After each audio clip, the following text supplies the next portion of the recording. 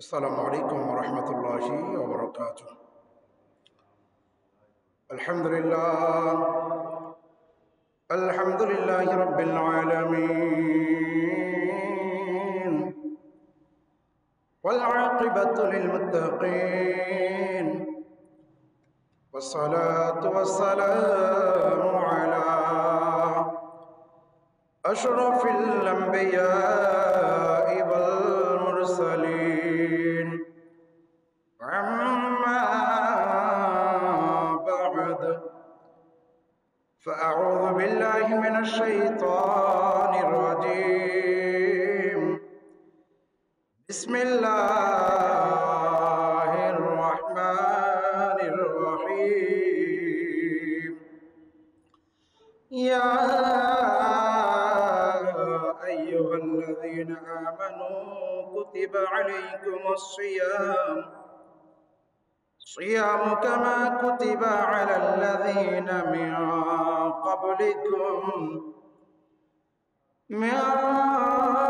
قبلكم لعلكم تتقون.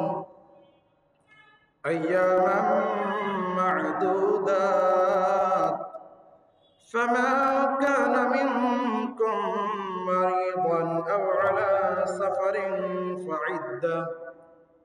فعدة من أيام أخر، وعلى الذين يطيقونه فدية طعام مسكين، فمن تطوع خيرا فهو خير له، وأن تصوموا خير لكم إن كنتم تعلمون. وقال تعالى في شان حبيبه: إن الله وملائكته يصلون على النبي يا أيها الذين آمنوا صلوا عليه وسلموا تسليما. اللهم صل على سيدنا مولانا محمد وعلى آل سيدنا مولانا سيدنا شفيعنا حبيبنا مولانا محمد وعلى آل سيدنا مولانا محمد। উপস্থিত গোলাটের কলোনি জামে মসজিদে পবিত্র দিন জুমার দিন জুমার নামাজের জন্য যে সমস্ত মুসলিমবৃন্দ মসজিদে এসেছেন, সকলকে আমার অন্তরের অন্তঃস্থল থেকে সালাম জানাই। আসসালামু আলাইকুম ওয়া রাহমাতুল্লাহি ওয়া বারাকাতুহু। আল্লাহ তাআলার দরবারে লাখ কোটি শুকরিয়া আদায় করছি যে আল্লাহ পাক রব্বুল আলামিন আমাদের সকলকে পবিত্র শাবান মুআজ্জমের শেষ জুমায় আমাদেরকে জুমার নামাজের জন্য মহান রব্বুল আলামিন মসজিদে আসার বসার যে তৌফিক দান করলেন, শুকরিয়া আদায়তে সকলে মিলে একবার বলি আলহামদুলিল্লাহ। অগণিত দরুদ ও সালাম সেই অদৃশ্যের সংবাদদাতা নবীর প্রতি পেশ করছি, যেই নবীজি গায়েবের খবর প্রকাশ করতে কৃপণতা করেন না। সকলে মিলে সেই নবীজির প্রতি একবার দুরূদ শরীফের হাদিয়া পেশ করে বলি সাল্লাল্লাহু আলাইহি ওয়াসাল্লাম। দরুদ ও সালামের অগণিত ফজিলত ও বরকত রয়েছে। যে ব্যক্তি জুমার দিনে নবীজির উপরে ৮০ বার দরুদ শরীফ পাঠ করবে, মহান রব্বুল আলামিন ওই ব্যক্তির ৮০ বছরের গুনাহকে মাফ করে দিবেন। তাই আমরা সকলে মিলে জুমার দিন কমপক্ষে ৮০ বার করে দরুদ শরীফ পাঠ করার চেষ্টা করব। মহান রব্বুল আলামিন সকলকেই সেই তৌফিক দান করুক। সকলে মিলে বলি আল্লাহুম্মা আমিন। কোরআনে মাজিদ ফুরকানে হামিদ থেকে যে আয়াতে কারিমা আপনাদের মাঝে আমি তেলাওয়াত করেছি, আল্লাহ পাক রব্বুল আলামিন কোরআনে মাজিদ ফুরকানে হামিদের সূরাতুল বাকারার মধ্যে ইরশাদ করেন: ইয়া আইয়ুহাল্লাযীনা আমানু কুতিবা আলাইকুমুস সিয়ামু কামা কুতিবা আলাল্লাযীনা মিন ক্বাবলিকুম লাআল্লাকুম তাত্তাকুন। আয়াতের মধ্যে ইরশাদ করেন, হে ঈমানদারেরা, ইয়া আইয়ুহাল্লাযীনা আমানু, হে ঈমানদারেরা, কুতিবা তোমাদের উপরে ফরজ করে দেওয়া হয়েছে, আলাইকুমুস সিয়াম রোজাকে, কামা কুতিবা আলাল্লাযীনা মিন ক্বাবলিকুম লাআল্লাকুম তাত্তাকুন, যেমনই ভাবে তোমাদের পূর্ববর্তী যারা ছিল তাদের উপরে রোজাকে ফরজ করে দেওয়া হয়েছে। এরপর আল্লাহ পাক রব্বুল আমিন বলছেন যাতে তোমরা, কেন? যাতে তোমরা তাকওয়া ইখতিয়ার করতে পারো, মুত্তাকি তোমরা হতে পারো। তারপরে বলা হচ্ছে আইয়ামান মা'দুদাত, ফামান কানা মিনকুম মারিদান আও আলা সাফারিন ফাইদ্দাতুম মিন আইয়ামিন উখর, নির্দিষ্ট দিনসমূহ, সুতরাং তোমাদের মধ্যে যে কেউ রুগ্ন হও কিংবা সফরে থাকো, ফামান কানা মিনকুম মারিদ, অসুস্থ, যদি কোনো ব্যক্তি অসুস্থ, আও আলা সাফারিন, যদি কোনো ব্যক্তি সফরে থাকে, ফাইদ্দাতুম মিন আইয়ামিন উখর, অতঃপর তত সংখ্যক রোজা অন্যান্য দিনসমূহে রাখো। তাহলে এখানে রোজা যাদের উপরে ফরজ আর যাদের উপরে ফরজ নাই, ফরজ নাই কাদের উপরে? যদি কোনো ব্যক্তি অসুস্থ হয়। অনেক ব্যক্তি অসুস্থ, এমন অসুস্থ, তো অসুস্থ ব্যক্তিদের জন্য তাদের জন্য একটু ছাড় দেওয়া হয়েছে। ফামান কানা মিনকুম মারিদান আও আলা সাফার, যদি কেউ সফরে থাকে, মুসাফির এবং মারিজ অসুস্থ ব্যক্তি, তাদের জন্য আল্লাহ তাআলা এটাকে একটু ছাড় দিয়েছেন। যদি কোনো ব্যক্তি অসুস্থ হয় অথবা সফরে থাকে, তবে তার জন্য রমজানুল মুবারক ব্যতীত অন্যান্য দিনে তত সংখ্যক, মানে যে কয়েকটি রোজা অসুস্থতার কারণে রাখতে পারে নাই অথবা সফরে থাকার কারণে রাখতে পারে নাই, তত সংখ্যক রোজা অন্যান্য দিনে, মানে অন্যান্য মাসের যে কোনো দিনে তত সংখ্যক, যত সংখ্যক রোজাগুলো সেই ব্যক্তি রাখতে পারেনি তত সংখ্যক রোজাগুলো রাখবে। তারপরে বলা হচ্ছে ওয়ালাল্লাযীনা ইউতীকুনাহু ফিদিয়াতুন তুআমু মিসকিন, আর যাদের মধ্যে এর সামর্থ্য না থাকে, এখন যদি এমন হলো যে রোজা রাখতে পারলো না, সামর্থ্য নাই, তখন কি করবে? সে রোজা রাখার সামর্থ্য নাই। যাদের মধ্যে সামর্থ্য না থাকে তারা এর বিনিময় দিবে একজন মিসকিনের খাবার, মানে এক একটি রোজার পরিবর্তে একজন মিসকিনকে খাবার দিতে হবে। যদি কোনো ব্যক্তি রোজা রাখতে না পারে তাহলে এর জন্য কি করবে? ফিদিয়া দিবে। ফিদিয়াটা কি? ফিদিয়াতুন তুআমু মিসকিন, একজন মিসকিনকে খাবার দিবে। কি করবে? খাবার দিবে। ফামান তাতাওয়া খায়রান ফাহুয়া খায়রুল লাহ ওয়া আন তাসুমু খায়রুল লাকুম ইন কুনতুম তা'লামুন, অতঃপর যে ব্যক্তি নিজ থেকে সৎকর্ম অধিক করবে তবে তা তার জন্য উত্তম, এবং রোজা রাখা তোমাদের জন্য অধিক কল্যাণকর যদি তোমরা জানো। তাহলে আয়াতে কারিমার মধ্যে বিশেষ করে রোজাদার ব্যক্তি যারা আছে তাদের সম্পর্কে আল্লাহ পাক রব্বুল আমিন বলছেন, যারা রোজা রাখতে পারবে তারা তো রাখবে, যারা রোজা রাখতে পারবে না, অন্যান্য মাসেও যদি রাখার সামর্থ্য না থাকে তাহলে তাকে কি করতে হবে? ফিদিয়া দিতে হবে। ফিদিয়া কি? এক একটি রোজার বদৌলতে এক একটি করে রোজা রাখতে হবে। যদি কোনো ব্যক্তি অসুস্থতার কারণে এবং সফরে থাকার কারণে যদি রোজা রাখতে না পারে তখন এটা হচ্ছে তাদের বিধান। ইনশাল্লাহ আমরা 22 সিরিয়াল ধারাবাহিকভাবে আমি কিছু নোট করে এসেছি, যে ইনশাল্লাহ সেই হিসাবে আমি আপনাদের সম্মুখে কিছু প্রশ্নোত্তর আকারেও কিছু, যাতে করে আমাদের জন্য বুঝতে আরো সহজ হয়, আমি ইনশাল্লাহ সেইভাবে একটু নোট করে নিয়ে এসেছি, প্রেজেন্টেশন করে নিয়ে এসেছি। তো বিশেষ করে আমরা প্রথমেতে আসি, রমজান কি? আমরা রমজান সম্পর্কে আগেও শুনেছি। আমরা এই হিসাবে যদি ভূমিকা হিসাবে, ইন্ট্রোডাকশন হিসাবে যদি বলা যায়, তাহলে রমজান হলো ইসলামিক বর্ষপঞ্জির নবম মাস।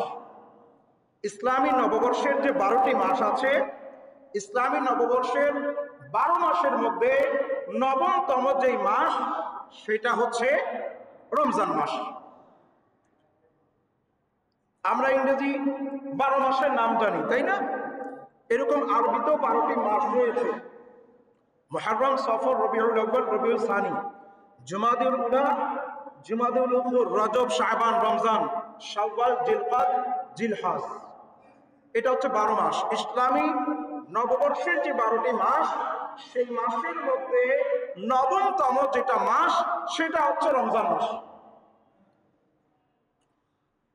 বিশেষ করে যা মুসলিম উম্মাহের জন্য এক বিশেষ রহমত, মাগফিরাত এবং নাজাতের মাস। এই মাসে বিশেষ করে একটা সময় আছে রহমত, মাগফিরাত, নাজাত। রমজানুল মুবারকটাকে 3টা ভাগ করা হয়েছে। প্রথম দশক হচ্ছে রহমতের, দ্বিতীয় দশক হচ্ছে মাগফিরাতের, তৃতীয় দশক হচ্ছে নাজাতের। এটাকে 3টা ভাগ করা হয়েছে, 3টা ক্যাটাগরি করা হয়েছে। আরো বিশেষ করে এই মাসে কোরআন মাজিদ, ফুরকান হামিদ অবতীর্ণ হয়েছে। এই মাসে কোরআন মাজিদ, ফুরকান হামিদ অবতীর্ণ হয়েছে, নাজিল হয়েছে, যার কারণে রমজানুল মুবারকের মর্যাদাকে আল্লাহ পাক রব্বুল আলামিন আরো বৃদ্ধি করে দিয়েছেন। বিশেষ করে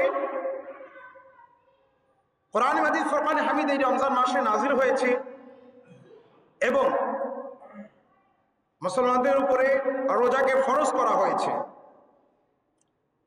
বিশেষ করে রোজা কেবল উপবাস থাকার নাম নয়, বরং এটি আত্মশুদ্ধি, সংযম, ধৈর্য এবং আল্লাহর নৈকট্য লাভের মাস।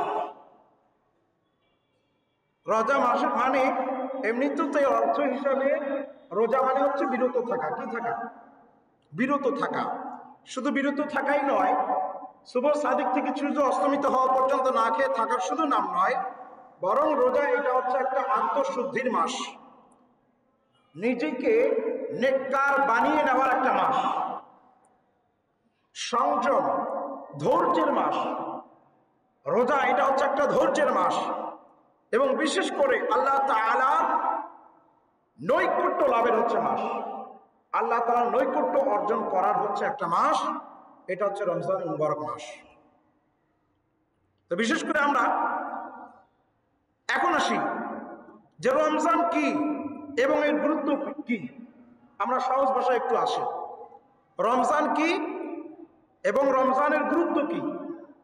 এই হিসাবে যদি আমরা নেই, রমজান হচ্ছে ইসলামী বর্ষপঞ্জির নবম মাস, যা মুসলমানদের জন্য অত্যন্ত একটি গুরুত্বপূর্ণ মাস। কেন গুরুত্বপূর্ণ? অন্যান্য মাসে আপনি যে আমলগুলো করবেন আর রমজান মাসে যে আমল করবেন এর মধ্যে বেশ কম তফাৎ আছে, পার্থক্য আছে।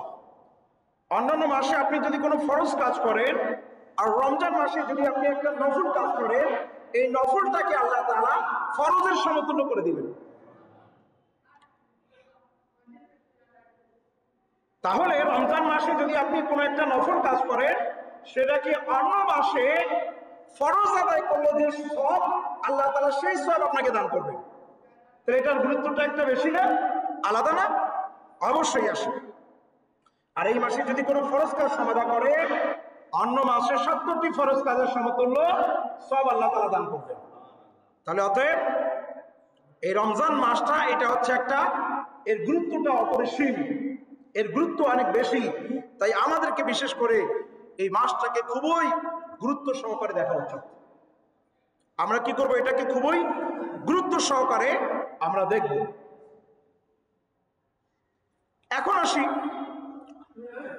আমরা যে রোজা রাখবো কেন রাখবো, রোজা রাখা কেন আমাদের জন্য গুরুত্বপূর্ণ? অনেকে এরকম ছোটখাটো এইভাবেও তো প্রশ্ন করে না? তো রোজা রাখা কেন আমাদের জন্য গুরুত্বপূর্ণ? রোজা বিশেষ করে ইসলামের যে 5টি স্তম্ভ আছে, ইসলামের বুনিয়াদ যে 5টি বিষয়ের উপরে আছে, তার মধ্যে একটি হচ্ছে রোজা। ইসলামের বুনিয়াদ, যেমন আমরা এই মসজিদের পিলার আছে না নাই? আপনি যদি ঘর তৈরি করেন, আপনার ঘরের জন্য পিলার আছে, থাকে কি থাকে না? কেন? বলে হুজুর পিলার যদি না থাকে তাহলে ভূমিকম্প হলে, বাতাসের প্রবলতা বেড়ে গেলে, অথবা এমন যদি কোনো অপশক্তি যদি আসে, এটা টিকে রাখতে পারবে না। বড় ধরনের ঝড় তুফান আসলে দেখা যাবে পুরো একেবারে গায়েব হয়ে যায়, উঠে যাবে। এই জন্য স্তম্ভটা খুবই জরুরি। স্তম্ভ যদি না থাকে, খুঁটি যদি না থাকে, পিলার যদি না থাকে, তাহলে ওই ঘরটাকে এটা আশা করা যায় না যে এই ঘরটা বেশি দিন টিকবে। কথা বলেন ঠিক কিনা? তো ইসলামের যে মূল ভিত্তি যেটা আছে তার মধ্যে অন্যতম হচ্ছে রোজা। ইসলামের বুনিয়াদ, বুনিয়াল ইসলাম আলা খামসিন, এটা হচ্ছে 5টি: কালিমা, নামাজ, রোজা, হজ এবং যাকাত। তাহলে প্রথমত কালিমা, তারপরে নামাজ, তারপরে হচ্ছে রোজা। তাহলে এই রোজা রাখার গুরুত্ব হচ্ছে বেশি। কেন? এই কারণে যে রোজা হচ্ছে, এটা হচ্ছে ইসলামের যে বুনিয়াদ, ভিত্তি, প্রস্তর বলেন, পিলার বলেন।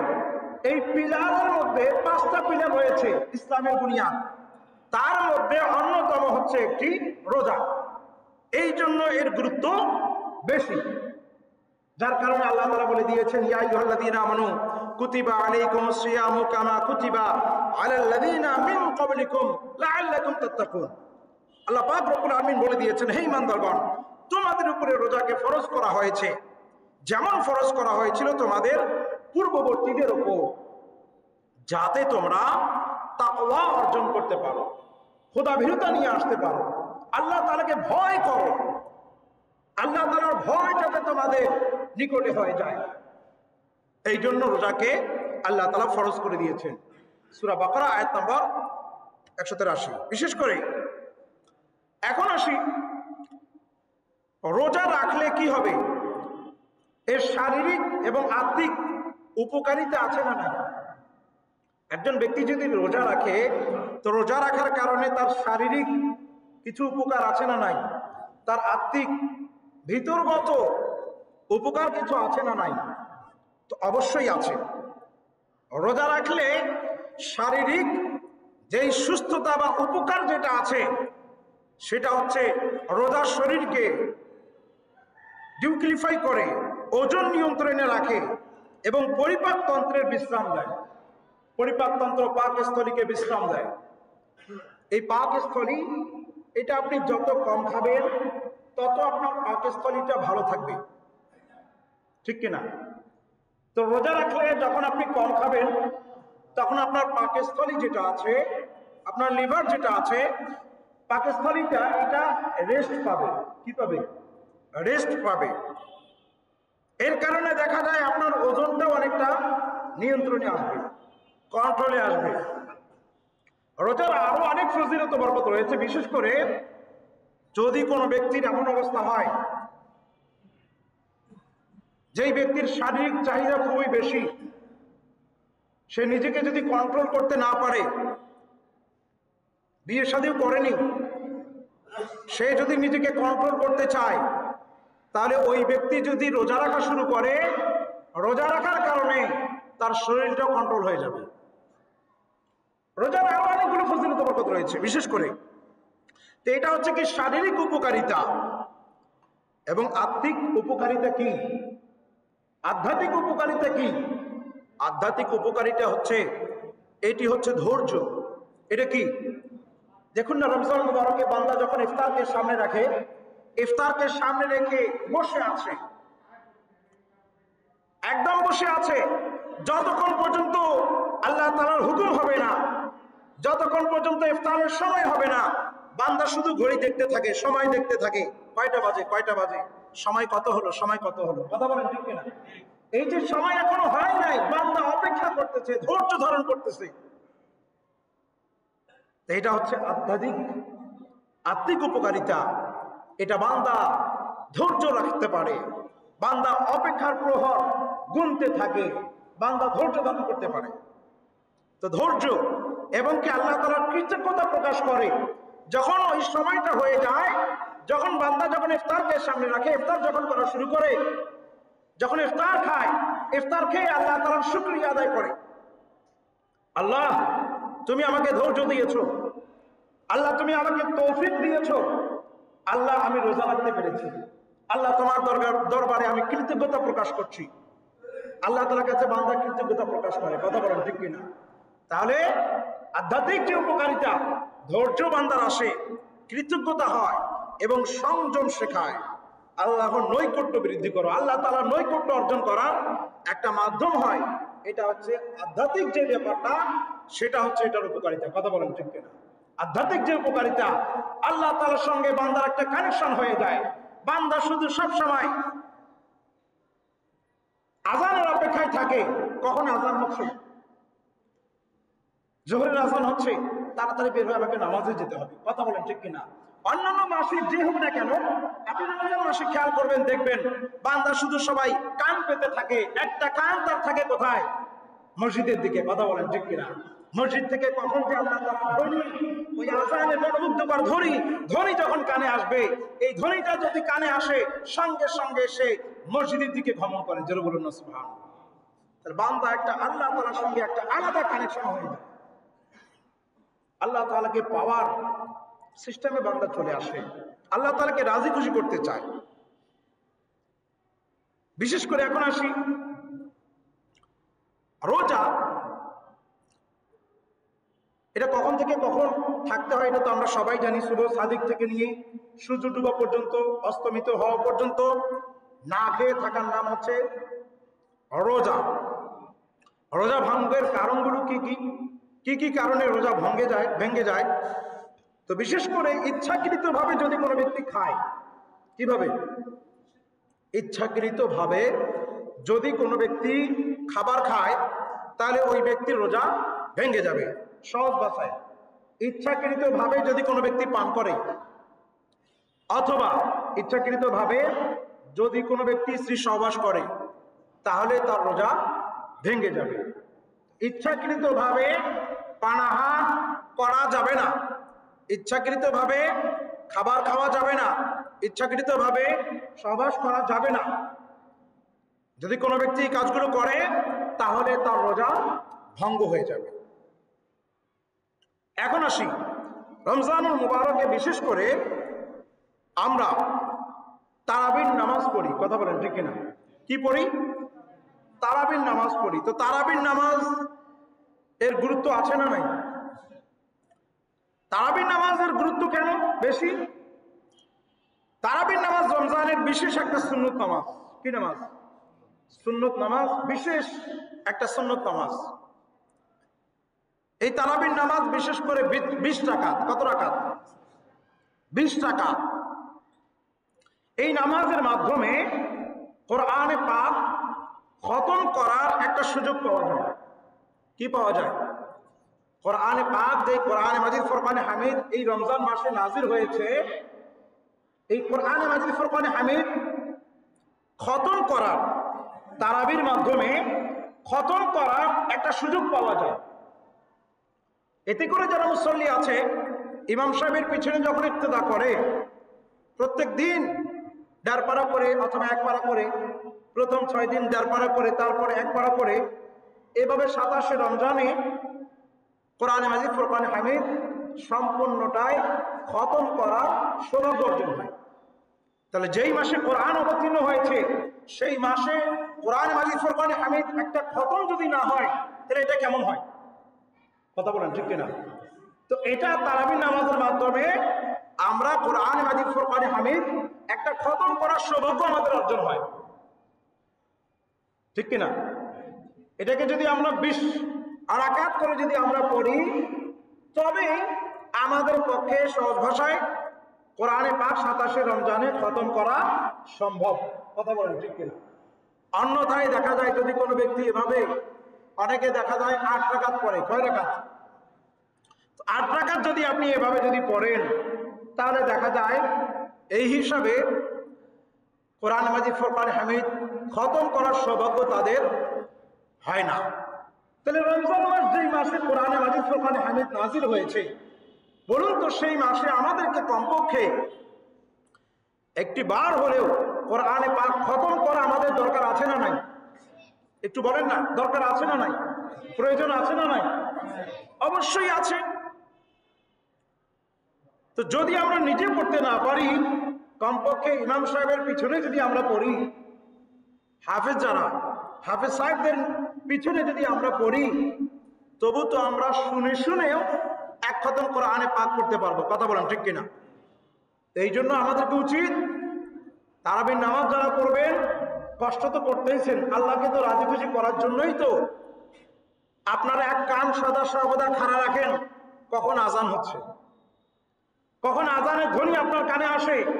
তো যখন আপনি আজানের ধ্বনি শোনার জন্য এক কান খাড়া রেখে দিয়েছেন, আপনি যখন আল্লাহ তাআলাকে পাওয়ার জন্য, আল্লাহ তাআলাকে রাজি খুশি করার জন্য আপনি সর্বোচ্চ চেষ্টা করে যাচ্ছেন, তাহলে আমি মনে করি যদি আপনি সর্বোচ্চ চেষ্টা করে যান, তাহলে তারাবির নামাজও আপনি 20 রাকাত পড়ে তারপরে যাবেন।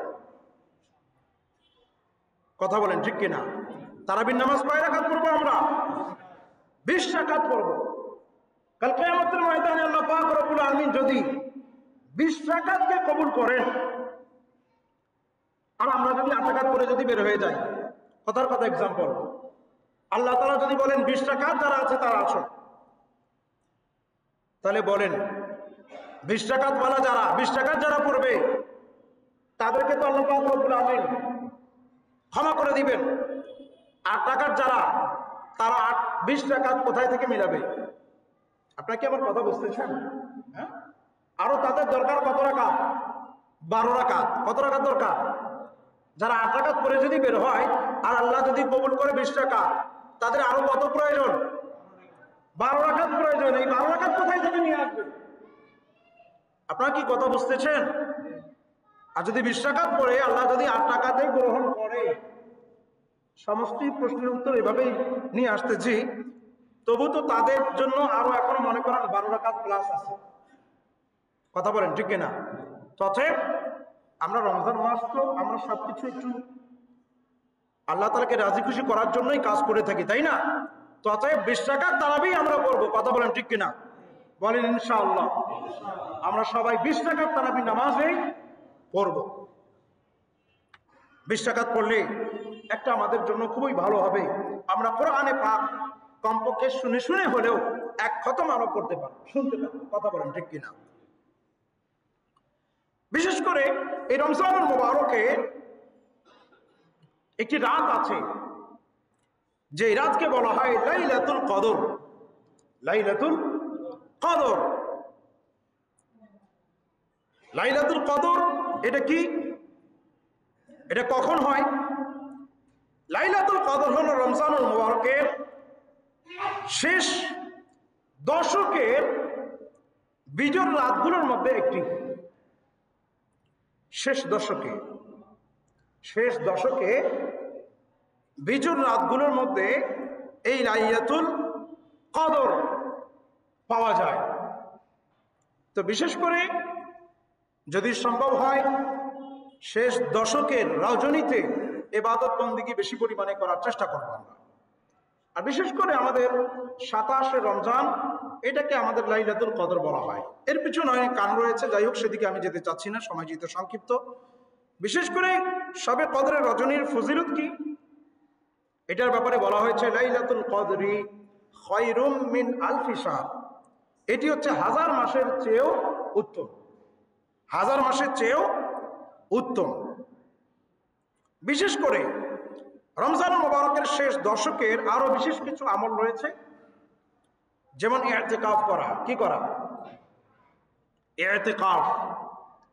ওই শেষ দশকে যেই জুমা মসজিদগুলো আছে সেই মসজিদগুলোতে কমপক্ষে একজন হলেও ইতিকাফে থাকতে হবে।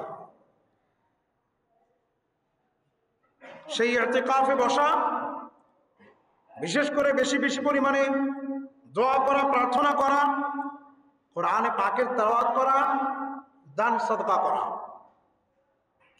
সাদকায়ে ফিতর যেটা আছে সেটা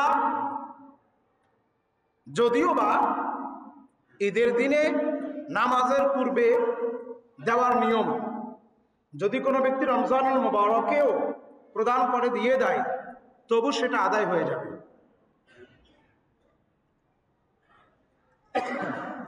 বিশেষ করে ওই দিক থেকে একটি প্রশ্ন নিয়ে আসলাম, সেটা হচ্ছে রোজার ফিদিয়া ও কাফারা কি? রোজার ফিদিয়া ও কাফারা মানে যদি কোনো ব্যক্তি রোজা রাখতে পারলো না, যেমন অসুস্থ, একটু আগে যেটি বলছিলাম, অসুস্থ থাকার কারণে যেই ব্যক্তি রোজা রাখতে পারলো না, অথবা সফরে মুসাফির, এই মুসাফিররত অবস্থায় যদি কোনো ব্যক্তি রোজা রাখতে না পারে, তখন তার জন্য একেবারে যে স্থায়ীভাবে রোজা রাখতে অক্ষম, তার জন্য প্রতিদিনের পরিবর্তে একজন গরিবকে খাবার দিতে পারবেন। একজন গরিবকে যদি খাবার দিয়ে দেয় প্রতিদিনের বদৌলতে, যেই ব্যক্তি একেবারেই রোজা রাখতে অক্ষম, অসুস্থ এত যে সার অসুস্থতা তার ফিরে আসতেছে না, সুস্থতা হচ্ছে না, তো তখন এই ব্যক্তির জন্য কি করতে হবে? একদিনের জন্য মানে একটি রোজার জন্য একজন গরিবকে খাবার দিতে হবে। কয়জন গরিবকে খাবার দিতে হবে? একজন গরিবকে খাবার দিতে হবে। যদি খাবার দেয় তবে তার জন্য ঠিক হবে।